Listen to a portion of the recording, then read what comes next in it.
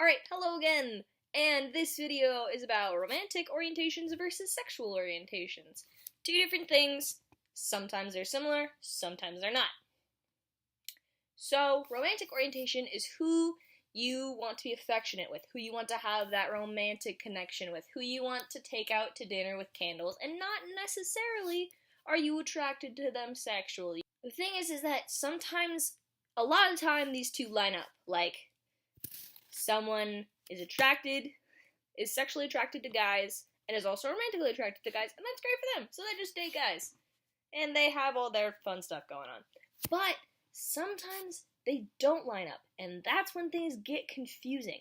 The people that you want to form romantic relationships with may not be the people that you want to have sexual relationships with, and that's totally fine. You just need to figure out what you're going to do to deal with that. So if someone comes up to you and is like, oh, I'm biromantic, but homosexual or something. So they're saying that they'll date both dudes and chicks, but say they're like a dude, then they only sleep with dudes. And you're like, okay, what does that mean? I'm a girl, and I kind of want to date you. And they're like, okay, but I'm just not gonna end up having a sexual relationship with you.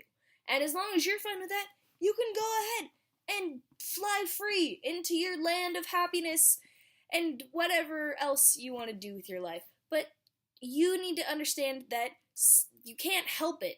The person can't suddenly just decide to be attracted to you because you've been in this romantic relationship for so long. No, it doesn't work like that because it's different orientations.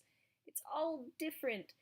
But the thing is that when it's different, it can be confusing for a lot of people, and I just want you to know that if you're having those feelings, it's totally cool, and you just need to figure out how you're going to deal with them and make sure that your partner knows what's up, and don't lie to them.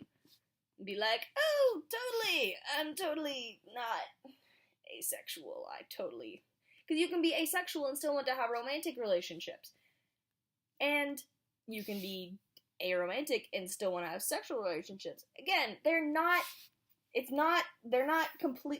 totally intertwined. They can be, but they don't have to be necessarily. They're not as intertwined as people seem to think they are.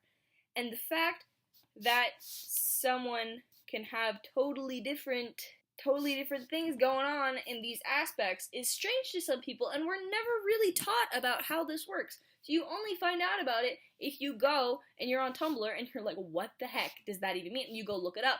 But not everyone does that, because apparently not everyone, A, goes on Tumblr, and B, takes the time to look it up. So, figure out your life.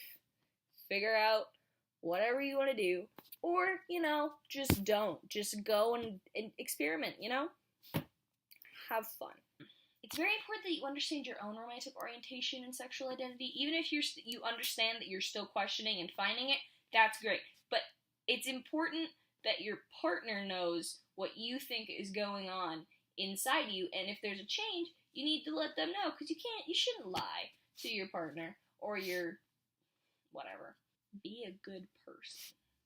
This is slowly turning into like a moral video, and it's not meant to be. It's meant to be educational. Don't take my advice ever on anything.